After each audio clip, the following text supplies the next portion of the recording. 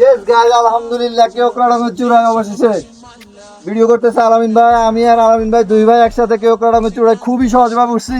আপনারা যারা যারা কেওক্রাডাঙ্গ আসতেছেন, ভয় পাচ্ছেন, খুবই